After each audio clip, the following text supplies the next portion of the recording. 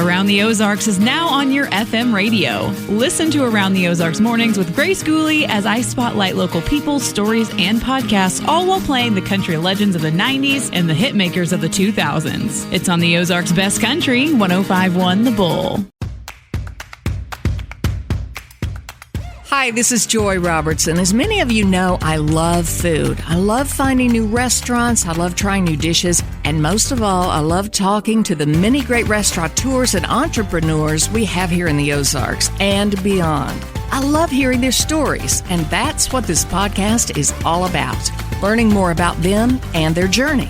So join me as we savor the Ozarks. This episode is brought to you by Jim's Steakhouse and Pub, Kitchenland USA, and Springfield's locally owned Fazoli's. Several months ago, we all started noticing a real spruce up at the corner of Sunshine and Glenstone. I'm sitting across from Steve Belden at Scratch & Co. And what a beautiful spot. I'm just delighted to be here. And I want to hear about your background, but I also want to hear about the restaurant. Where did it get its name? We kind of picked the name out based on we wanted to have a concept that was a from-scratch company on our menu. It was something that's near and dear to us. We think providing in-house product versus things that we are buying in is the way to go. And people feel, they're getting a better value. We definitely offer a elevated product. So the name Scratch & Co. did come from the idea behind our menu from being made in-house. Well, I don't know who did your logo and we'll talk about that, the mural outside, but you didn't miss that when you drove by. It was like, whoa, they really are doing something in there. You mentioned you didn't do all this by yourself. Who's the company behind this? So my partner and I, we have a company called AMP Recreation. That is the parent company of the Daily Blend, Scratch & Co. Restaurant, and the Sunshine Event Center. So it's myself and one other gentleman, and we kind of came up with the concept, and that's how we ended up here now. So you almost did it by yourself, but yeah. it's a well-oiled machine, a good team.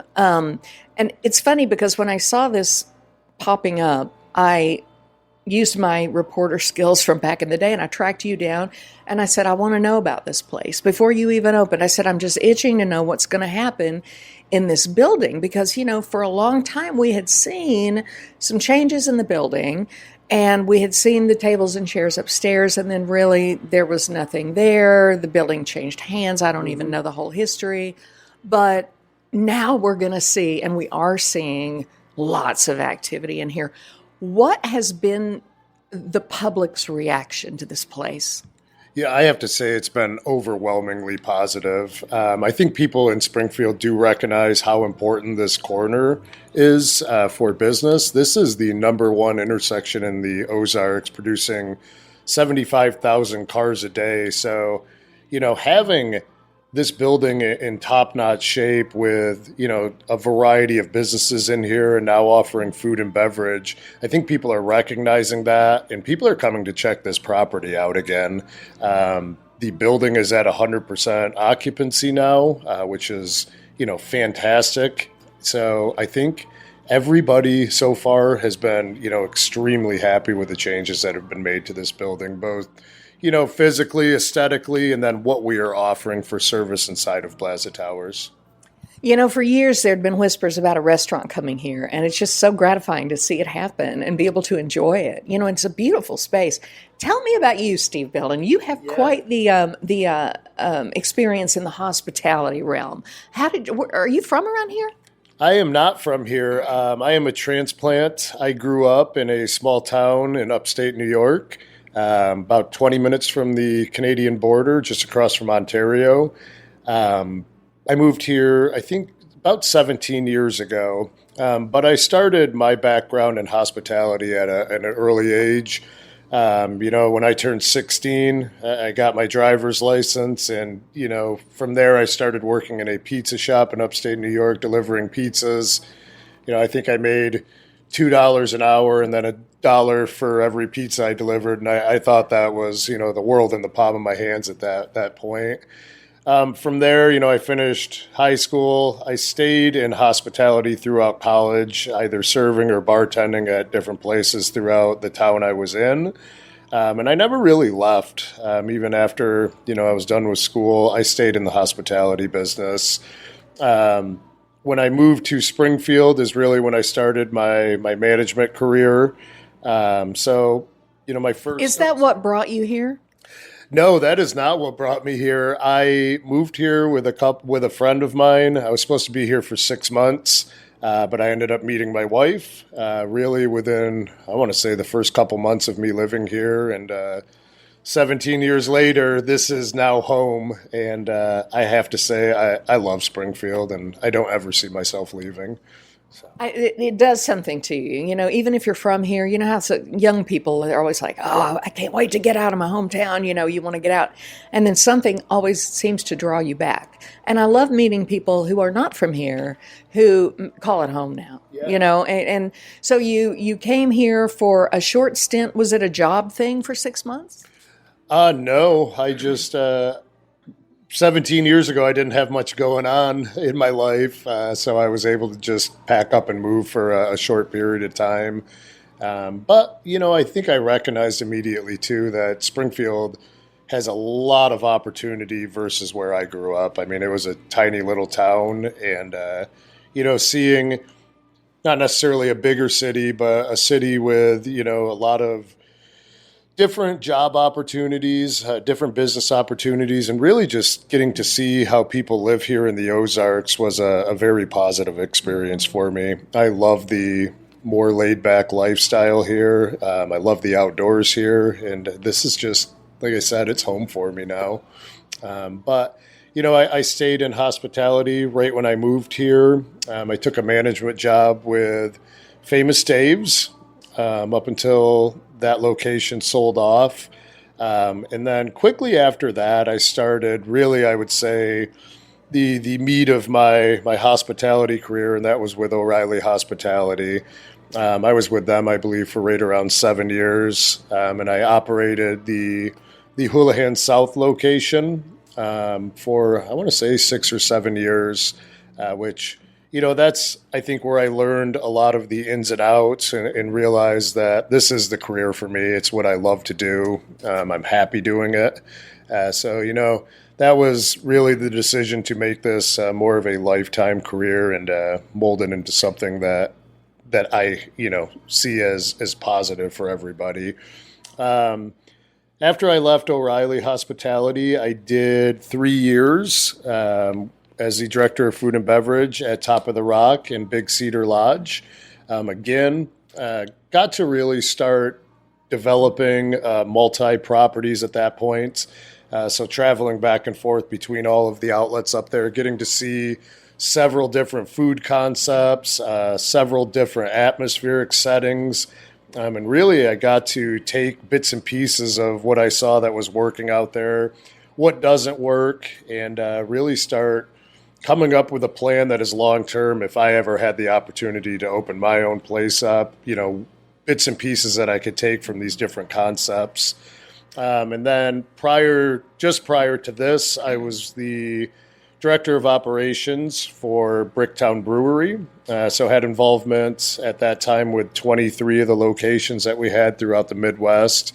I covered at times 5 states, a lot of traveling, but again, just a phenomenal concept. And that's really where I was able to hone in multi-unit, which is really how I landed myself here. Had a mutual friend between myself and my business partner who introduced us. And this was kind of the opportunity that every restaurant operator, really dreams of. We quickly started development of these restaurant concepts, the coffee shop, this location, and the event center. And that's how I ended up here where I am today. That's how it all came about. And it has to be different, I would think, working for an outfit like Bricktown with a ton of locations and you're always on the road. And I don't know anything about. I go eat. I've told you this before. I go to a restaurant, I sit down, I eat, I go home. How different is it with a franchise versus this single restaurant? It's very different. So, opening a location up inside of Bricktown or an established company, there are, templates in place. There are departments that take care of licensing, construction. This, with us being a brand new concept, we don't have that luxury. So, a lot of that workload, a lot of the developing of menus, really the aesthetics package, we were able to take that on board and really cultivate this place into how we saw, would be the best concept to offer to the Springfield people. And you don't have the luxury of having the template, but you do have the luxury of doing whatever in the heck you want to do, right? Pretty much. You can say, this is what I want to do. We're going to give it a shot. Now, tell me exactly, remind me when you opened. I want to say it was June? Yes, I believe June 8th was our soft opening day. Yes. How did it, I mean, I know it was very well received, a ton of buzz. And again, you don't miss it when you drive by here. So everybody was talking about it. How did it go? Like day one when you opened up, what was it like? Well, soft opening is a day I will never forget. After spending 10 months of, just getting this place off the ground, nothing made me happier than to see, several hundred people walking around this restaurant, getting to sample food items, getting to try our signature cocktail list, being able to bring people up to the event center and the coffee shop. And that is really a moment where you get to sit back and realize, and you get to see the fruits of your labor. And, all the work just disappears at that point when you get to see people in here actually enjoying the space.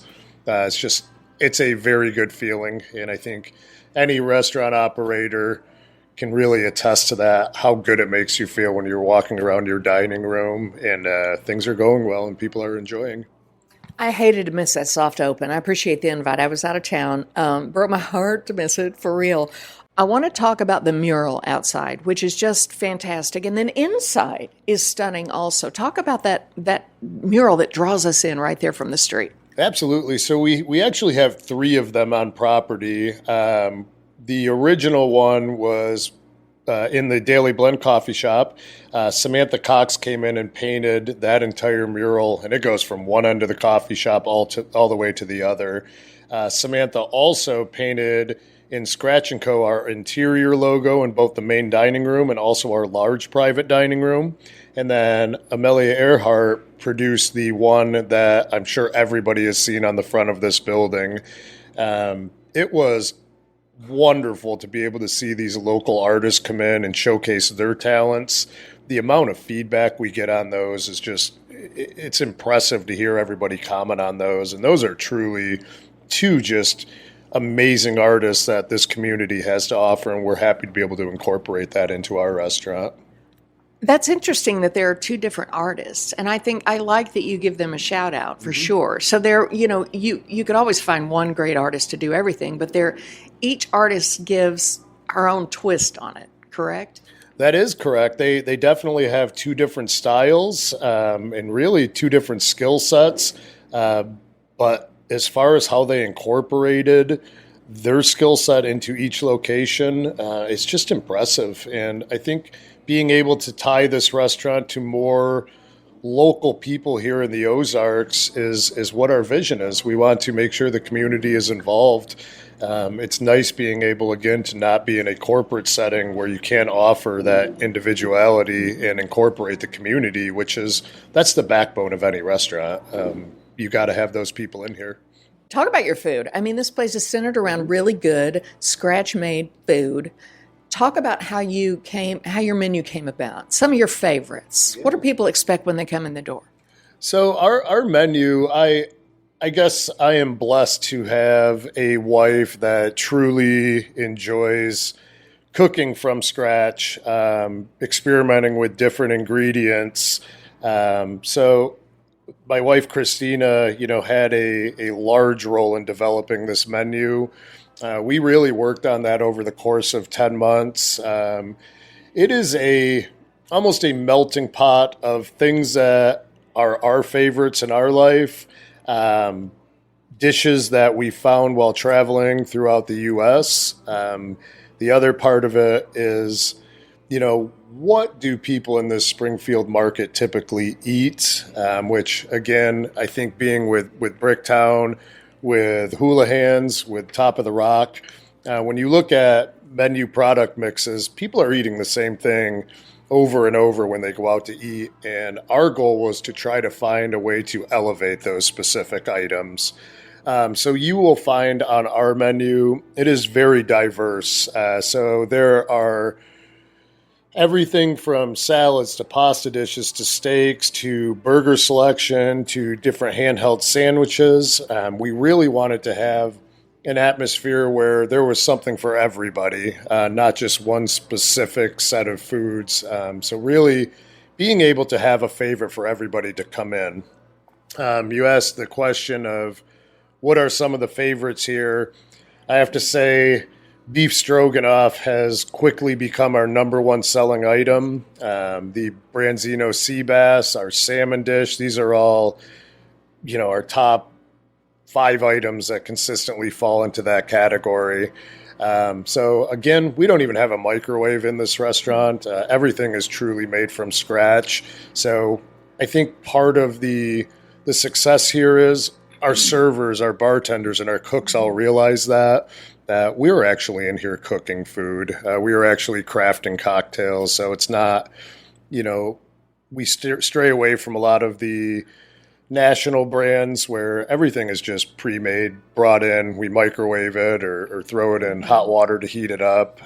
We wanted to offer something, more elevated to the community here. So if you do a soup, you're back there chopping tomatoes and onions and make it a soup. We make everything except for our buns and our sliced bread here in-house. Impressive for sure. I love the stroganoff. Now that just sounds like good old Ozarks home cooking, going back to mom's house or something. Is that part of it? Is that one of your favorites? So it's funny you said going back to mom's house, but that is why that item is on the menu. So when I was growing up, that was always one of my favorite dinners that my mom would make. She made it, I don't know if it was everybody made it this way back then, but, it was made with ground beef and egg noodles. So in the spirit of trying to find something elevated again, we decided to, instead of the egg noodles, we do use a cheese tortellini here, a tri-blend mushroom sauce. And then we also, instead of ground beef, we offer a grilled sirloin on top.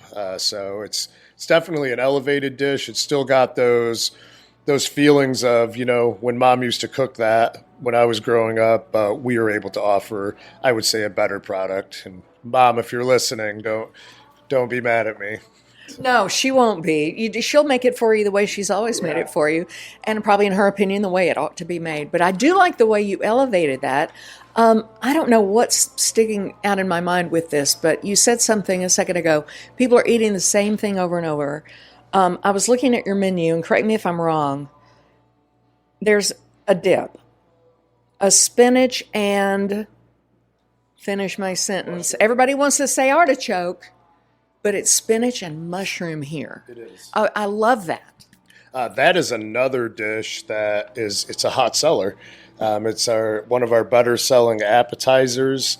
But again, trying to find a spin on things that it's a classic dish, but what can we do to make it different where you can't go anywhere else that I know of in town and get a spinach mushroom dip?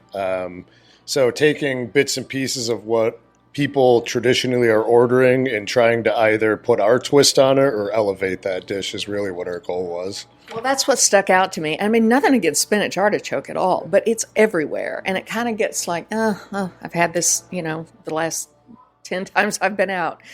But it's a good shareable, and I can't wait to try that. I have not had that. What are some? I know I hear a ton about your flatbreads. People are huge fans of that, and I'm also hearing from a lot of people who have spent time here, more so than me, that you could come in here and go to town on some appetizers because you have hearty portions. We do. I think the way people are obviously tight on money right now. So being able to offer those items at an affordable price, but still have this elevated atmosphere, I think is a win-win for us. So yeah, I guess that's kind of the reason that took place. So. So you put a lot of thought into your starters for sure. And your flatbread. Talk about that. Oh yeah. So the flatbread again, a unique item. The reason we went with flatbread over a traditional pizza, I guess I'm big into health and to fitness and to trying to do the right thing when it comes to my diet. And I think a lot of people are recognizing how important that is now. So being able to offer, I wouldn't call it a calorie-friendly dish, but something that is reduced calories, fat content, carbohydrates, I think is appealing to a lot of people right now. So currently we do have our flatbread on the menu. We are getting ready to start rolling out our fall limited time offer where I do think some additional flatbreads will be coming on board with that as well. So it takes a little time, to see exactly what people are ordering. But when we go through that reporting, there are some clear items that stick out, the flatbread being one of them. So we want to be able to offer people more choices in that category as well. So that will be coming out within the next couple months. LTOs, the limited time offers, are fun though, aren't they? Because you get to come up with something and just see how it goes. That 100%, you're correct on that. And here, since we are not a corporate location, we have been able to start utilizing our cooks, our chef, our staffing to help come up with some of these items. What do they want to see on the menu? What's going to get them excited? Sometimes the boots on the ground, the people on our front lines, they know exactly what guests are asking for. So being a locally owned restaurant, we're able to take that feedback and run with it instead of, not a knock on corporate locations, but that would have to go through 10 different departments and hundreds of hours of meetings to figure out exactly what the decision is going to be at the end of the day. And I love having this place because we can remove those inefficiencies and we can truly offer what people are asking for. So when I look through a menu, and I'm one of these food nerds that can read menus all day, I just sit there and I just think about it and I imagine what this would taste like and how did they come up with this idea. There's a couple things on your menu that sold me right away. I saw the word chimichurri and I see the word pesto. Mm-hmm. And they're highly flavorful, really delicious. I'm sure they're made in-house. Talk about how you use those ingredients. Yeah, so they definitely are flavorful. Again, I got to give credit to my wife on the chimichurri. That is probably an item I never would have even thought of. So having that feedback from her and going through the testing phases of that, we realized how good of a product that was. So not only the chimichurri sandwich, it's a beef sandwich, I believe, roast beef or something, maybe with cheese, and then a chimichurri. Oh, listen, I'm telling you, you had me at chimichurri. Yeah. And then you add the beef and cheese. I'm in. Yeah, and we also have a chimichurri chicken.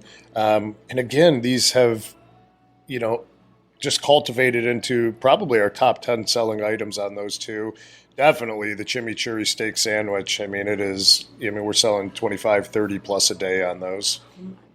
Well, God bless your wife for coming up with that one because I love a chimichurri. I've tried to make it. I suck at it. Other people do it better. Let them do it. I don't, just anything.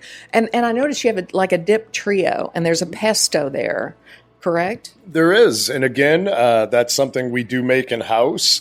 I would expect to see over some time that trio dip also, changing. We want to start incorporating a lot of locally produced items here in the Ozarks. So whether it's produce, whether it's meats. So we will not be our menu is by no means locked into what it is right now. I would expect to see that menu continue to cultivate and really starting to incorporate local ingredients. When you're getting up and running, it's difficult to get all of that rolled out at one point. So again, we will continue changing that menu, and especially on that trio, those are items that we can quickly swap out as seasons change. Speaking of changing, you learn things when you open a restaurant. You open it up and you see people come in, and then as days go by, you start to say, "Hey, maybe we're going to change this a little bit." You change the days that you're open, the days of the week, right? We did. So originally we did open up 7 days a week. Quickly realized that that was not feasible at the time with our staff being so brand new, still learning. I wanted to be able to offer them a quality of life outside of here. Just that first week, really first 2 weeks were just so busy. It was easy to recognize that staff was getting burnt out. So we made the decision to close on Sundays until the staff could get a good foundation, till we felt they were properly trained and able to keep up with volume and really get enough people in here to be able to still have a great core group of restaurant workers, but then also be able to offer them days off, which I think is important. So that was definitely a change. That was a decision made back then. We, however, now are open 7 days a week, and that was based on demand. Just like the reservations we were getting when we first started opening, we had 350 plus on the books each night. So being able to disperse those throughout all 7 days of the week has been helpful as well by adding that extra day on. I love the way you pivot and recognize the needs of the staff and the needs of the restaurant, but also the wants of the people. I love the way this is turning out to be such a success story. And talk about your staff. It sounds like you have a really good staff in place. The chef, who's the chef in charge? But of course, with input from your wife. Did you have the chef on board when you started your menu development? No, he came on later. His name is Derek Irick. I've worked with Derek, I would say, pretty consistently over the past 10 to 12 years. He has been with me throughout various concepts, and he's just he's a rock star. And he gets in there, he gets his hands dirty, he's down in the trenches with the staff. I'm very blessed to have him on board. Now, with that being said, he has taken over operations of the kitchen. We'll continue with menu development, and not only here at Scratch & Co., but he plays a large role up in the Sunshine Event Center with designing that menu of how it will be moving forward. So he's not only doing Scratch & Co., but he also produces all the food upstairs as well, which is a completely different menu. And not only can guests order off our menu, but Derek has been very successful at cultivating, specific menu items that people are asking for up there, whether it be for a wedding, a corporate event. So he's able to multitask and really take care of the wants and needs of various venues. So Sunshine Event Center is the event space, but talk about the outdoor space upstairs. That's just plain straight up part of Scratch & Co., correct? Yeah, so we do have our first floor patio with seating for about 60 out there, 2 fire pits, audio and AV package, which it's great to have a patio at any restaurant. However, we have a 3rd floor rooftop as well that does connect to the Sunshine Event Center, but it is going to be used dual purpose. So part of the restaurant, when we have the event center rented out, will be utilized for those guests. The other half of the rooftop will be open to the public, and that will feature a menu of heavy appetizers, a lot of shareables. In addition to that, we have a pretty extensive signature cocktail menu up there. And I have to say, this is where I'm very excited right now, is to open this rooftop up. So we will have our grand opening August 21st from 7 p.m. to 10 p.m. We will have the event center open for that and the entire rooftop. I would expect to see 300 plus people out here. We do have 70 Funk All-Stars playing. We will have both bars open upstairs, and we will also have additional satellite bars open up there to really accommodate the needs. This rooftop has generated a lot of buzz. Most of the tables that I talk to in the restaurant ask me when that's opening, and I think there's a lot of excitement about having a new upscale atmosphere that people come in and not only dine, get to hang out for happy hour, but the big push that I want to do up there is live music. I cannot think of a better atmosphere. The bands that we have had play up there over the past several weeks have been a home run. They're loving being able to go up there and watch live music, eat some food, and have some drinks. It's a very, very nice atmosphere up there right now. So just got done swapping out the furniture package up there. We now offer, more of a lounge-style furniture package, fire pits up on the rooftop. We do have a full AV package up there offering TVs, which, my goal at the end of this is to be doing Sunday night football on the rooftop. We'll have live music up there. I mean, it's an outstanding atmosphere on that roof. So, I just can't wait to you and I walked up there that time when I came over and got to meet you the first time. I look forward to hanging out up there and having drinks and just looking out at the traffic and the people. I mean, at first I thought to myself, is it going to be loud up there with, what did you say, 70,000 cars going by? But I hear that it's not at all. For the most part, it's somewhat subdued. You get the occasional, person revving their engine down at the corner. But I think that also is kind of part of it. You get to see Springfield, from a elevated standpoint. You get to see all those cars going through. You get to see the happenings on this corner, which, we're right in the middle of the city here. I mean, you're going to have some noise, some loud cars going by, but all in all, it's pretty docile up there and just a great place to hang out. I'm looking forward to the 70s funk band. Man, that just sounds like the best case scenario. And to think about football up there too, it's just going to be great. Talk about your bar program. Yes. So we, again, in the spirit of making everything from scratch, same with our drinks, everything we make, including our syrups that go into our cocktails, are made here in-house. Our margaritas, any drink you get, it is crafted. It is not something that we pour out of a container. We just brought a new bar manager on. I've worked with a lot of people over the years, a lot of different bar managers and leaders in restaurants. This guy impresses me, and he's only been on for a couple weeks now and has already started improving with what I thought was already a good program. He's elevating it even more. He's got his staff going through some pretty extensive training right now, working on this fall menu rollout, which will offer those seasonal drinks on our cocktails menu as well as food. So I would expect our bar program to continue to grow. So we do have a set of signature drinks down in the restaurant.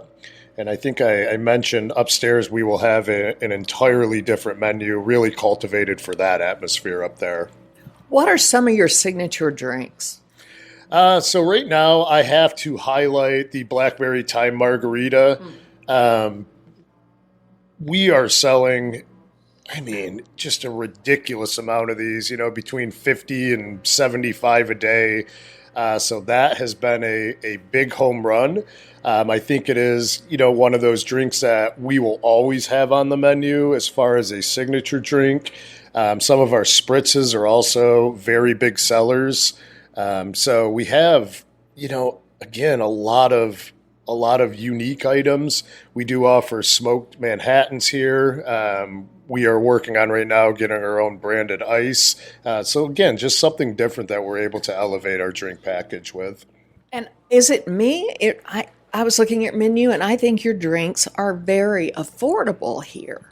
Yes. So again, in the spirit of trying to make this an approachable menu for everybody, not only the cocktails, but our food is priced to where everybody in Springfield should be able to come here and try us out.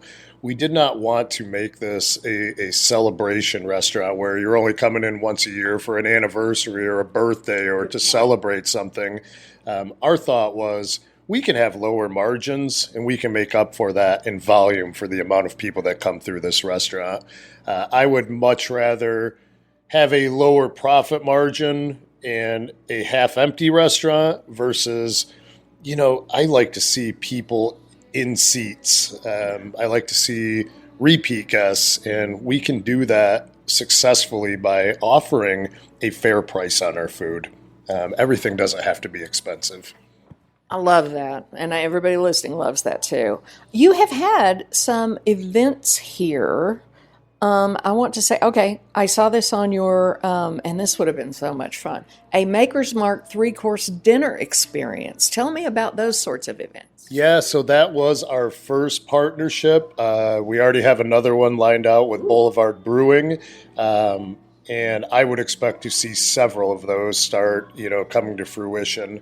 Those partnerships, I think, we get to bring our vendors in. We get to partner with them. There's nothing cooler than sitting down from somebody, for example, in this case, Maker's Mark. So they send somebody directly from their manufacturer. They bring in a lot of allocated product that you cannot get anywhere at any store. This is stuff that they make specifically for these events. So fans of that brand are able to come in here. They're able to try products that they're not able to get anywhere else. And we get to pair it with some of our food that is not on the menu. So we make these menu items to pair with each of the courses that the distributors are offering. So. Okay, I do look forward to more of those. I think that would be great fun. Oh my gosh, and popular. We sold out in less than 24 hours, so that was. I wish we had a bigger room to put more people in, but that was a event that sold out within a day. So. That's amazing. Speaking of bigger room, you think you'll do this again in another location? Another Scratch and Co. Yeah. I would say to be determined at this point. Everything is obviously based off the success of this store. I think we'll have a much better picture here over the next year to 2 years. I would love to see another Scratch and Co. or several more. My background again is multi-unit operation, so having one of these, in a nearby city or nearby state would obviously be part of the dream. I would like to see these continue to grow. That would be a thrill for sure. What do you do when you're not here? You work out. You mentioned that. Yeah. You can tell by looking at you. You spend some time in the gym. What are your hobbies? So I definitely would agree. I love being in the gym. I love being active. The other thing I spend a lot of time with when I'm not here, I have my wife and my 3 kids. So I have a 14-year-old, a 12-year-old, and a 5-year-old. So I spend a lot of time with them, which is, a huge positive in my life. I'm also a pretty big fan of music. So I've played guitar pretty much for my whole life. And that's something that I still do daily. And that's kind of what I do before I go to bed at night. My wife and I, we do like to travel. We spend time in different cities, again, seeing new food trends coming out or just what's coming down the pipe. By the time it hits the Midwest, it's already popular on both coasts. So we like to travel and take ideas and bring them here. My wife and I, we like to go to a lot of concerts. We like to have fun. That's pretty much it. What are your favorite food cities? Chicago. I got to spend a week up there here a few months ago. We actually went up to see a concert with some friends. Chef Paul Allen and his wife went up. We did a week-long food tour, which was pretty amazing. We ended that week. All 4 of us went and ate at Alinea. Oh my God, Alinea. I've never done Alinea. Was it amazing? It's beyond amazing. That is a true 3-hour culinary experience, and it's just being able to see a restaurant operating on that level in that type of segment is just, it was, I don't even know if I have the vocabulary for it, but it was truly an amazing time. So it's something that I'll remember for the rest of my life. One of these days, every time I go for the restaurant show, I think I'm going to get a reservation at some point, even if I just have to make a special trip. I would love to do that. And I'd love to take my daughter, the younger one who finished culinary school. Yeah. She would appreciate that. Man, that week-long food tour of Chicago, how does a girl buy a ticket to that event? Holy cow, with you foodies? Are you kidding me? It was awesome, and I keep trying to pressure my wife. I'm trying to make, a last-minute, just weekend trip. It's really convenient. You just have to drive to St. Louis, Get on the train. get on the train, Love it. go right to downtown Chicago, and you have everything at your fingertips there. You're always more than invited to join us, and I would just recommend bringing a big appetite because it was bad. Well, and I would think spending a little time with Paul Allen is always an experience. It's a riot. I'll put it at that. Paul had this jacket that he bought specifically for this trip, and I think all of us that went on there just thought it was the most hideous, gaudy jacket, and I thought he was going to get made fun of, and it was the complete opposite. People just kept coming up to him, complimenting on what he was wearing, and it ended up just being just a fun trip all in all. We got to see Oasis up there, which was fun, yeah, one of my childhood favorites, so it was cool to finally get to do that. But yeah, Paul and his wife, they're definitely some fun people to travel with. I can't imagine hearing Wonderwall live. That would just be fabulous. Had to be fun. Oh, it was an amazing night. Oh, good for you. I like that sense of adventure, and I do like to go to St. Louis and take the train. And there's just something relaxing about it, and you just get into the city. You don't have to worry about driving anywhere. It's the best. Where do you like to eat around here when you're not here? Or do you cook at home mostly? So, I would say really a mix. We do cook at home. I'd say probably 50% of the time. Again, I'm a happy husband when it comes to what my wife makes or we make. I mean, she has to take most of the credit. For restaurants in town, we are big fans of Mexican food. I gotta call out Caesar's Old Mexico is just, they just nail it there every time. Food's always amazing. Service is amazing. So that is definitely a staple of ours. For breakfast and brunch, JW's has become my go-to. That Eggs Benedict he offers there with his brown butter hollandaise is the best I've ever had. For nighttime, if we're looking for more of a fine dining elevated experience, I would say Ariake is just phenomenal, offering fresh seafood. Really, their entire menu is right up my alley for what my taste buds crave. Those are three of the restaurants we frequent a lot. There's definitely other ones, the one-offs that we do go to, but those are the ones we typically keep landing ourselves back at. Well, and I almost always say this, we have a lot of really good food and really good creative chefs in this town who make it fun. And I don't want to say there's too much, but my gosh, people say, oh, I bet you eat out all the time. And my husband and I, we cook a lot. And we'd sit on our deck a lot and we cook most of the time.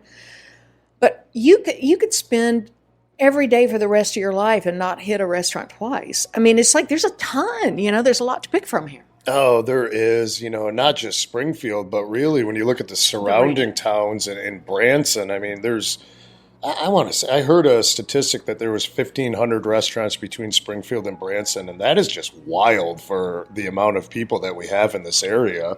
And I agree with you on the creativity of our chefs. I mean, we are a melting pot of so many different cultures here and so many different foods. I agree. You can pick a different restaurant every night and go to it and try it out. And while you're doing that, there's more places opening up. And over the past couple of years, I've seen new foods coming to this market, and I absolutely love it. Oh, I do too. I love it. And I have really enjoyed this conversation. Steve Belden, Scratch & Co., thank you for your time. And I just look forward to even more growth and happiness and laughter and celebrations happening right here at the corner of Sunshine and Glenstone. Thank you so much. Thank you very much, Joy. We appreciate you stopping in and checking us out. Be sure to go to AroundTheOzarks.com to sign up for our daily newsletter where you can get every episode of Savor the Ozarks, plus all our other podcasts, events, and contests straight to your inbox. And what are your favorite dishes in the 417? Do you have any restaurants you'd like me to visit? Email me at joy@AroundTheOzarks.com.